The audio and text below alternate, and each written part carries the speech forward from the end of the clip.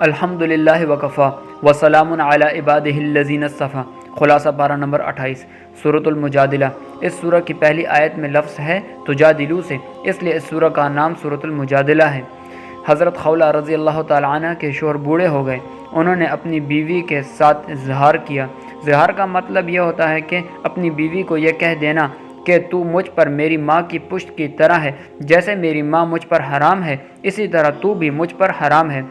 اس وقت عورت ہمیشہ کے لیے حرام ہو جاتی، اور جس وقت ان کے شوہر نے یہ جملہ بولا تو حضرت خولہ رضی اللہ تعالیٰ عنہ رسول اللہ صلی اللہ علیہ وآلہ وسلم کی خدمت میں آئیں، اور انہوں نے آ کر نبی پاک صلی اللہ علیہ وآلہ وسلم سے گزارش کی کہ اس کا حل نکالیں، تو رسول اللہ صلی اللہ علیہ وآلہ وسلم نے فرمایا کہ ابھی تک تو اس کا کوئی حل نازل نہیں ہوا، وہی نہیں آئی۔ خیر وہ بار بار یہ بات کرتی رہیں کہ انہوں نے کوئی طلاق کا لفظ نہیں کہا تو طلاق کیسے ہو گئی، تو اسی کو تجادلو مجادلہ سے تعبیر کیا۔ خیر یہ قرآن مجید کی آیت نازل ہو گئی کہ اگر کوئی شخص اپنی بیوی سے اظہار کر لے تو اس کا حل کیا ہے، تو اگر وہ رجوع کرنا چاہے تو اپنی بیوی کے پاس جانے سے پہلے غلام آزاد کرے، اور اگر اس کے پاس غلام نہیں ہے تو 2 ماہ کے مسلسل روزے رکھے۔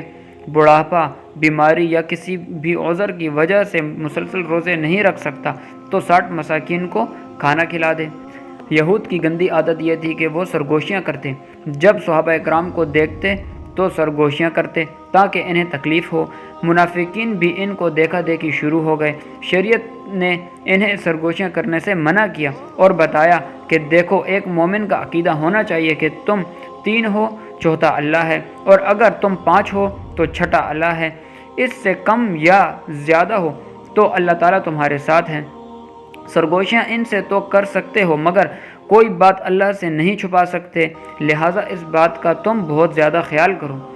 پھر آگے ایمان والوں کو بتایا گیا کہ اگر تم نے خلوت میں کوئی مشورہ کرنا ہو تو گناہ کا نہ کرنا، ظلم کا نہ کرنا، رسول اللہ صلی اللہ علیہ وآلہ وسلم کی نافرمانی کا نہ کرنا، بلکہ ہمیشہ مشورہ نیکی کا کرنا، تقویٰ کا کرنا۔ رسول اللہ صلی اللہ علیہ وآلہ وسلم اپنے کچھ صحابہ کے ساتھ صفہ چبوترا پر تشریف فرما تھے۔ چند بدری بزرگ صحابہ تشریف لائے تو آپ نے فرمایا سمٹ جاؤ۔ صحابہ سمٹے، ان کی جگہ پھر بھی نہ بنی۔ آپ نے فرمایا بعض اٹھ کے ایک طرف ہو جاؤ تاکہ یہ بیٹھ جائیں۔ اس پر منافقین نے بہت چیمہ گوئیاں کی کہ یہ انہوں نے کیا کیا۔ ان کے آنے پر پہلے کہا سمٹ جاؤ، پھر کہا اٹھ جاؤ، تو اللہ تعالیٰ نے فرمایا کہ نبی کو اختیار ہے کہ جب یہ فرمائیں کہ تم مجلس میں کشادگی پیدا کرو تو کرو، اور اگر بعض کو کہیں اٹھ جاؤ تو اٹھ جاؤ، یہ پیغمبر کو اختیار ہے۔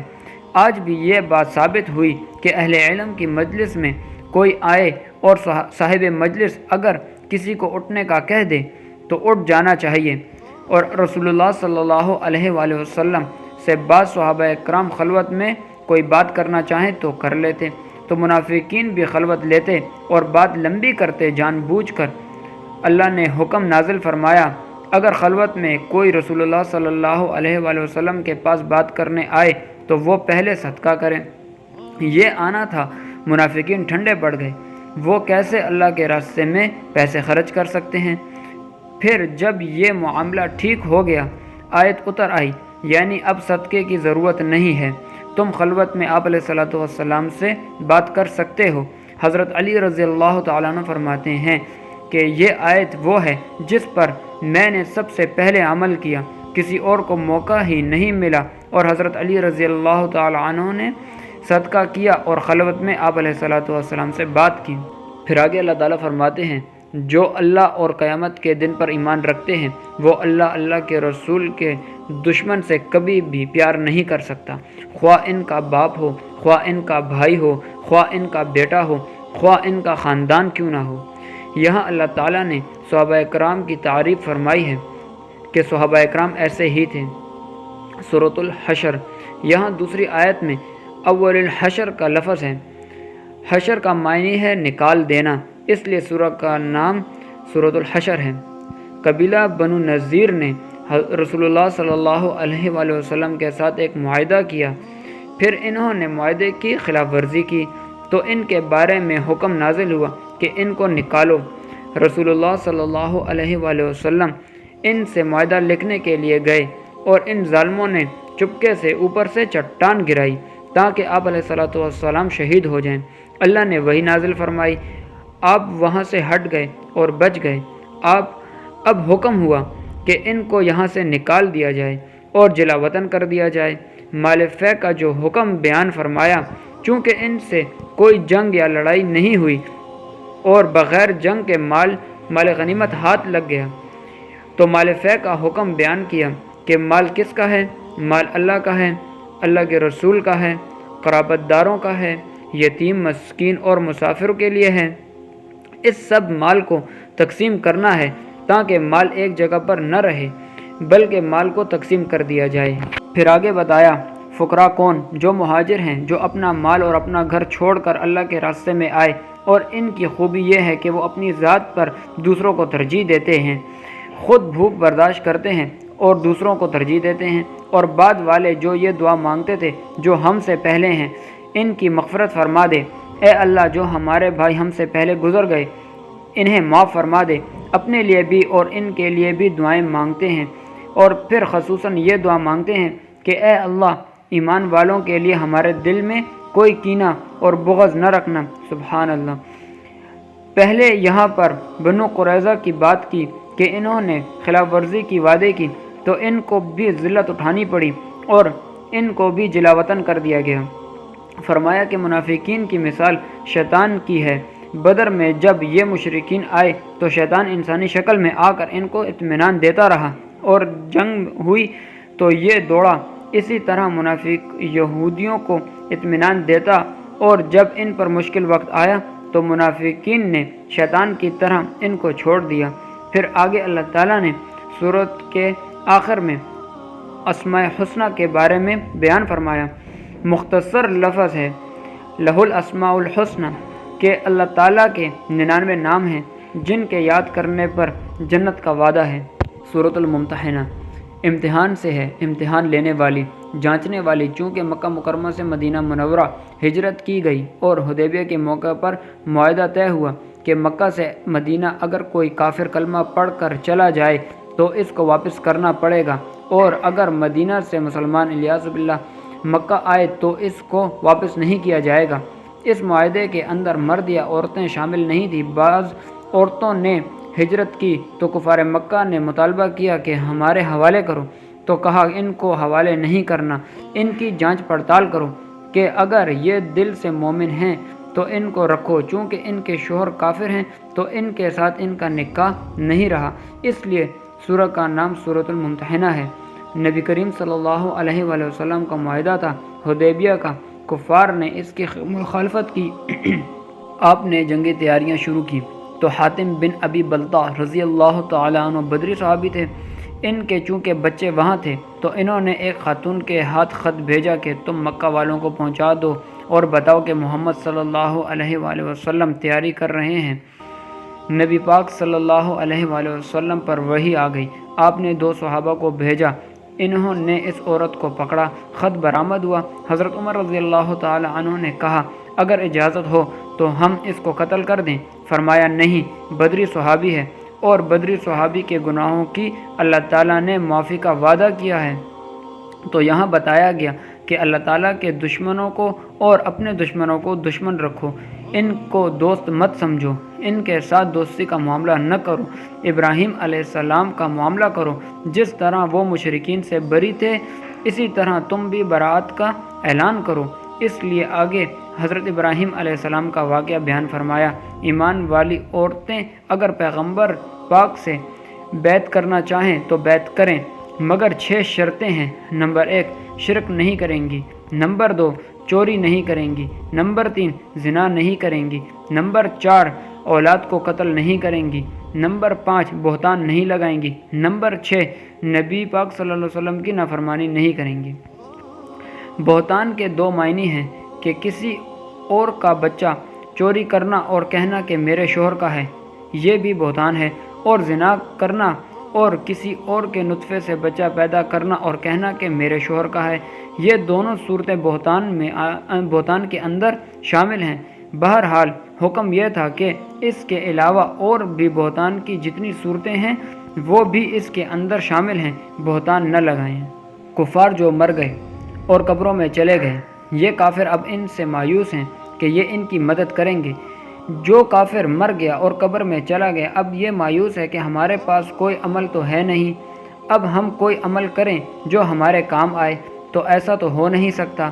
تو فرمایا کہ اے ایمان والوں، تم ان کفار سے دوستیاں نہ رکھو۔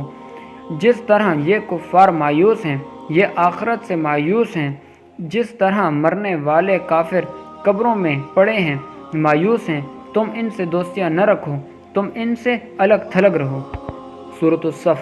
اس سورہ میں چونکہ اس بات کا ذکر ہے کہ صحابہ اکرام اور جو لوگ اللہ کے راستے میں جہاد کرتے ہیں تو اللہ تعالیٰ ان سے محبت کرتا ہے، تو وہ صف بندی کے ساتھ لڑتے ہیں، اس لیے سورہ کا نام سورۃ الصف ہے۔ صحابہ کرام میں سے بعض نے یہ کہا کہ یا رسول اللہ صلی اللہ علیہ وآلہ وسلم، اگر ہمیں یہ پتہ چل جائے کہ اللہ تعالیٰ کو سب سے محبوب عمل کون سا ہے تو ہم اپنی جان اور مال اس پر لٹا دیں گے۔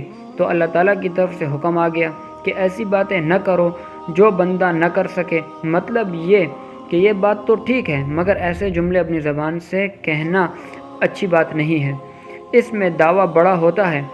ہاں یہ کہو کہ انشاءاللہ ہم اللہ کی راہ میں لٹائیں گے اور اللہ کے ہر حکم کو مانیں گے، اور یہ بڑے بڑے دعوے کرنا نہیں مناسب۔ حضرت موسیٰ علیہ السلام کی قوم حضرت موسیٰ علیہ السلام کو اذیت دیتی تو آپ فرماتے کہ تم مجھے تکلیف کیوں دیتے ہو، اذیتیں کیوں دیتے ہو؟ حضرت موسیٰ علیہ السلام ان کو منع فرماتے۔ آگے عیسیٰ علیہ السلام کا ذکر کیا کہ آپ فرماتے کہ بنی اسرائیل دیکھو میں تو اللہ کا رسول ہوں، تورات کی تصدیق کرتا ہوں اور آنے والے پیغمبر محمد صلی اللہ علیہ وآلہ وسلم کی بشارت دیتا ہوں۔ جب یہ ساری باتیں کہیں تو یہود کہتے کہ یہ جادوگر ہے۔ یہ انبیاء علیہ السلام کے ساتھ ہوتا رہا۔ اللہ تعالیٰ فرماتے ہیں کہ یہ اللہ کے نور اور اسلام کو ختم کرنا چاہتے ہیں، ایسا ہرگز نہیں ہوگا۔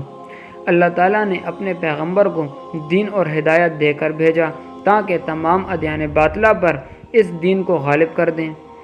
ایک ہے دین کا غلبہ برہانی جو رسول اللہ صلی اللہ علیہ وآلہ وسلم کے ساتھ ہوا، اور ایک ہے غلبہ عملی پوری دنیا پر اسلام کا نافذ ہونا حضرت عیسیٰ علیہ السلام کے دور میں ہوگا۔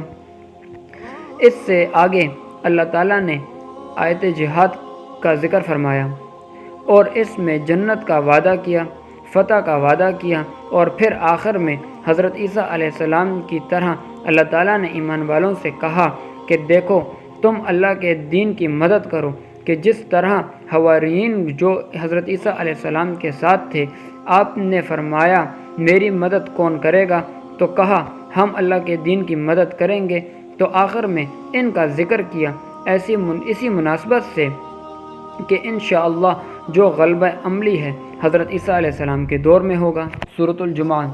اس سورہ کے دوسرے رکوع میں چونکہ جمعے کی نماز کے لیے حکم دیا گیا کہ اذان ہو جائے تو تم مسجد کی طرف آؤ، تو اس لیے اس سورہ کا نام سورۃ الجمعہ رکھ دیا گیا۔ اللہ تعالیٰ نے بطور خاص رسول اللہ صلی اللہ علیہ وآلہ وسلم کی 4 صفات کا ذکر فرمایا۔ نمبر 1، قرآن مجید کی آیات پڑھنا۔ نمبر 2، ان کا تزکیہ کرنا، اخلاق کی اصلاح کرنا۔ نمبر 3، قرآن مجید کی تفسیر سمجھانا۔ نمبر 4، سنت کی تعلیم دینا۔ اور یہاں فی الامیین سے مراد صحابہ اکرام و آخرین سے مراد بعد والے ہیں۔ علامہ سیوطی رحمہ اللہ فرماتے ہیں کہ اس آیت میں بشارت ہے حضرت امام اعظم ابو حنیفہ رحمہ اللہ علیہ کی طرف کہ وہ اس امت میں پیدا ہوں گے۔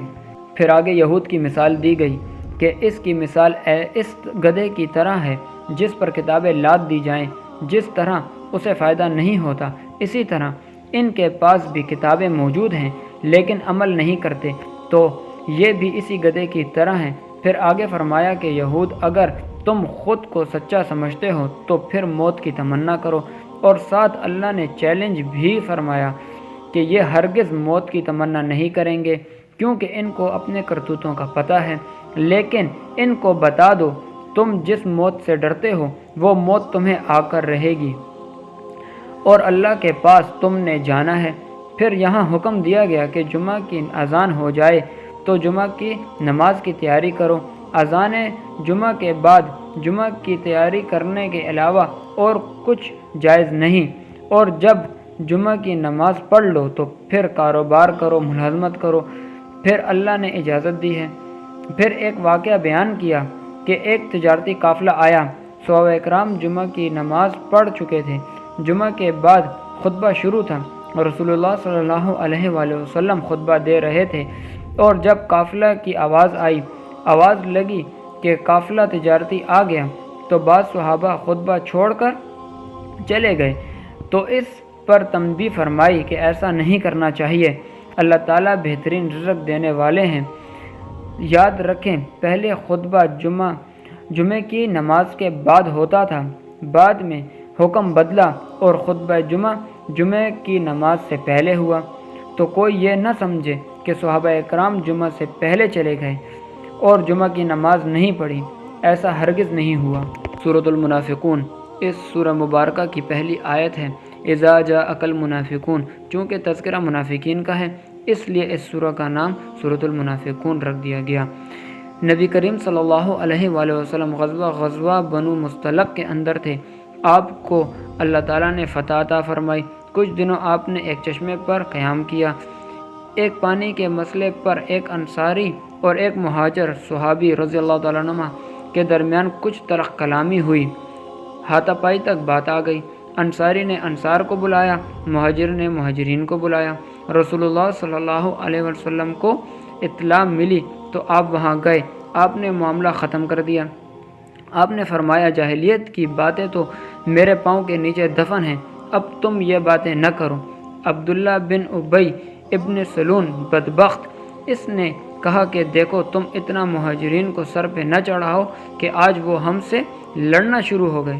ہم مدینے پہنچے، ہم عزت والے ہیں، ہم ان ذلیلوں کو وہاں سے نکال دیں گے۔ اللہ اکبر۔ حضرت زید بن ارقم نے اس جملے کو سنا تو رسول اللہ صلی اللہ علیہ وآلہ وسلم کی خدمت میں عرض کیا، عبداللہ نے جملہ کہا ہے، اس کو بلایا تو اس نے کہا میں نے تو نہیں کہا، جھوٹی قسمیں اٹھا لی۔ اب حضرت زید بن ارقم بہت شرمندہ ہوئے کہ اس نے مجھے رسول اللہ صلی اللہ علیہ وآلہ وسلم کے سامنے جھوٹا کر دیا۔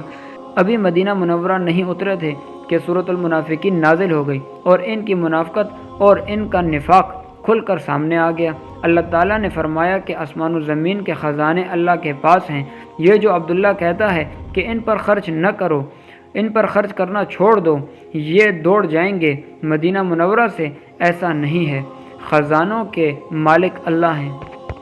سورۃ التغابن، اس سورہ کا نام ہے تغابن۔ قیامت کا دن ہار اور جیت کا دن ہوگا، اس ہار اور جیت کے دن کو تغابن کہتے ہیں، اس لیے اس سورہ کا نام ہی سورۃ التغابن ہے۔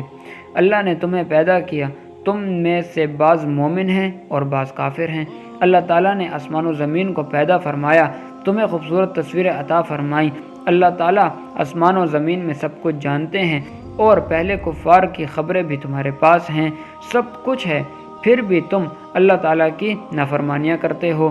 نافرمانیاں نہ کرو، اللہ کی نعمتوں کو سمجھو، اللہ کی نعمتوں کی قدر کرو، اللہ پر، اللہ کے رسول پر اور قرآن پر ایمان لاؤ۔ وہ دن آنے والا ہے جو ہار اور جیت کا دن ہوگا۔ جو ایمان لایا، نیک اعمال کیے، اللہ تعالیٰ اس کے گناہوں کو معاف فرمائیں گے، وہ جیت جائے گا، بڑی کامیابی ہے۔ اور جو کافر ہوگا، جس نے آیات کو جھٹلایا، وہ ہار جائے گا، وہ بہت بڑی ناکامی ہے۔ مومن کو ایک نقطہ اور عقیدہ سمجھا دیا گیا کہ ہر تکلیف کو سمجھو اللہ کی جانب سے ہے، اور جو اللہ پر ایمان لاتے ہیں اللہ اس کو ہدایت دیتے ہیں، اس کے دل کو کھول دیتے ہیں تو اس کو تکلیف برداشت کرنا آسان ہو جاتی ہے۔ اے ایمان والوں، تمہاری بیوی اور تمہاری اولاد تمہارے لیے امتحان ہے، اور بعض تمہارے دشمن ہیں، تم ان کی وجہ سے حرام کماؤ، ان کی وجہ سے حرام کرو، یہ دشمنی ہے تمہارے ساتھ، آخرت کی فکر کرو۔ اور آگے عجیب بات فرمائی، خاوند اور بیوی کے درمیان اور باپ اور اولاد کے درمیان اگر کوئی چپخلش ہو جائے تو اس کو ختم کیسے کرنا ہے؟ تم زبان سے معاف کرو اور دل سے بھی معاف کر دو، اور آئندہ کبھی اس کا ذکر مت کرو، تو پھر اللہ تعالیٰ بھی معاف فرمانے والا ہے۔ تم یہ کام کرو تو پھر دیکھو کس طرح تمہارے درمیان محبتیں پیدا ہوتی ہیں۔ سورۃ الطلاق، چونکہ احکام طلاق ہے اس لیے اس سورہ کا نام سورۃ الطلاق ہے۔ پیغمبر کے ذریعے ایمان والوں کو حکم دیا گیا کہ جب تم طلاق دو تو طلاق اس طرح دو کہ ان کے لیے عدت پوری کرنا آسان ہو۔ اس کا طریقہ طلاق ایک دو، اس کے لفظ سے دو تاکہ رجوع ہو سکے۔ نمبر 2، ایسے طہر کے اندر دو جس میں بیوی سے ہم بستری نہ کی ہو۔ کتنی آسان بات بتائی ہے۔ طلاق سننا اور طلاق شرعی جس کو کہا جاتا ہے۔ پھر آگے اللہ تعالیٰ فرماتے ہیں کہ جب ان کی عدت پوری ہو جائے، یعنی طلاق دی تو اب اس کی عدت ہے، تو چاہو تو اس کو روک لو اور چاہو تو چھوڑ دو، عدت پوری کرے اور چلی جائے۔ پھر آگے اللہ تعالیٰ نے تقویٰ کے 5 انعامات بیان فرمائے۔ نمبر 1، جو بندہ تقویٰ اختیار کرتا ہے اللہ تعالیٰ تنگی دور فرماتے ہیں۔ نمبر 2، اللہ تعالیٰ اسے وہاں سے رزق عطا کرتے ہیں جہاں سے اس کا گمان بھی نہیں ہوتا۔ نمبر 3، جو تقویٰ اختیار کرے اللہ تعالیٰ اس کے معاملات میں آسانی پیدا فرماتے ہیں۔ نمبر 4، اللہ اس کے گناہوں کو معاف فرماتے ہیں۔ نمبر 5، اللہ تعالیٰ اسے بہت بڑا اجر عطا فرماتے ہیں۔ پھر مزید طلاق کے احکامات بیان فرمائے کہ عدت کیسی ہونی چاہیے۔ ایک بطور خاص بتایا کہ جس کو حیض نہیں آتا، یا تو بچی ہے اور یا زیادہ عمر کی ہے، تو اس کی عدت جوں ہی حمل جنے گی، چاہے وہ گھنٹے بعد ہو، اس کی عدت پوری ہو جائے گی۔ پھر آگے بتایا کہ جس طرح 7 زمینیں ہیں اسی طرح 7 آسمان ہیں۔ اللہ تعالیٰ اپنی قدرت اور طاقت کو بیان فرماتے ہیں۔ اللہ تعالیٰ کے علم نے ہر چیز کا احاطہ کیا ہوا ہے۔ اللہ کی ذات بھی ہر جگہ ہے، اللہ کا علم بھی ہر جگہ ہے۔ سورۃ التحریم، اس سورہ مبارکہ کی پہلی آیت لم تحرم، تحرم تحریم سے ہے، اس لیے اس سورہ کا نام سورۃ التحریم ہے۔ رسول اللہ صلی اللہ علیہ وآلہ وسلم کا معمول مبارک یہ تھا کہ آپ عصر کی نماز کے بعد تمام ازواج مطہرات کے ہاں جاتے اور تھوڑا تھوڑا وقت وہاں گزارتے۔ ایک دفعہ زینب کے ہاں گئے، کچھ دیر وہاں زیادہ رک گئے۔ انہوں نے آپ کو شہد پیش کیا، آپ نے شہد پیا، اور جب آگے گئے تو حفصہ عائشہ رضی اللہ تعالیٰ عنہ کہنے لگی کہ آپ کے ہاں سے گوند کی بو آ رہی ہے، تو آپ نے قسم اٹھا لی کہ میں آئندہ شہد نہیں پیوں گا۔ اللہ تعالیٰ فرماتے ہیں، اے میرے پیغمبر، ہم نے آپ کی وجہ سے امت پر شہد کو حلال کیا اور آپ نے شہد کو چھوڑ دیا۔ یوں نہ کریں، کفارہ ادا کریں اور شہد کو استعمال کریں۔ بہت محبوبانہ ڈانٹ ہے، اللہ پاک نے رسول اللہ صلی اللہ علیہ وسلم کو جو دی، محبوبانہ ڈانٹ ہے۔ آگے اللہ تعالیٰ نے ازواج مطہرات کو یہ بات سمجھائی ہے کہ دیکھو میرے پیغمبر کے معاملے میں تم خیال کرو، اگر میرا پیغمبر تمہیں طلاق بھی دے تو اللہ تعالیٰ بہتر تم سے عورتیں دیں گے، ایسی عورتیں دیں گے جو مسلمان ہوں گی، مومن ہوں گی، عبادت گزار ہوں گی، توبہ کرنے والی ہوں گی اور رکوع اور سجدہ کرنے والی ہوں گی۔ اس لیے تم پیغمبر کے ساتھ معاملے ٹھیک رکھو، باوجود اس کے کہ امہات المؤمنین ازواج مطہرات جنتی ہیں، ان کے ساتھ وعدہ ہے، لیکن ان کو سمجھایا جا رہا ہے تاکہ امت کی بقیہ عورتوں کو تنبیہ ہو کہ انہوں نے اپنے شوہر کے ساتھ کیسے رہنا ہے۔ ہمیں حکم ہے کہ توبہ نصوح کرو۔ توبہ نصوح کیا ہے؟ جو گناہ کیا اسے فوراً چھوڑ دیں، اس پر ندامت کریں اور آئندہ نہ کرنے کا فیصلہ کریں، اور جو فرائض تھے اس کی ادائیگی کریں۔ پھر آگے اللہ تعالیٰ نے فرمایا کہ منافق اور کفار دونوں ہیں، کفار سے جہاد کریں اور منافقین سے سختی کریں۔ منافق سے محبت کرنے کی کوئی گنجائش نہیں ہے۔ اللہ تعالیٰ نے آخر میں 4 عورتوں کا ذکر فرمایا، بہت سمجھنے والی بات ہے۔ نمبر 1، حضرت نوح علیہ السلام کی بیوی۔ نمبر 2، حضرت لوط علیہ السلام کی بیوی، خاوند نبی ہیں اور بیوی کافر ہے۔ اس بیوی کا کفر اس کو اللہ کے عذاب سے نہیں بچا سکا، حالانکہ باوجود اس کے کہ خاوند اللہ کا نبی ہے۔ نمبر 3، فرعون کی بیوی۔ فرعون کافر ہے، خدائی کا دعویٰ کرتا ہے، بیوی ایمان والی ہے۔ اللہ نے اس کو جنت میں مقام عطا کیا اور فرعون کو تباہ و برباد کر دیا۔ نمبر 4، حضرت مریم جن کے بیٹے حضرت عیسیٰ علیہ السلام ہیں، انہوں نے اپنے آپ کی حفاظت کی اور اللہ تعالیٰ کے کلمات کی تصدیق کی اور اللہ کی عبادت گزار بندی تھی، تو خواتین کو درس دیا گیا آخر میں کہ شوہر کی فرما برداری کریں اور ایمان کا خیال کریں اور اپنی عزت کی حفاظت کریں۔ وآخر الدعوانا ان الحمد للہ رب العالمین۔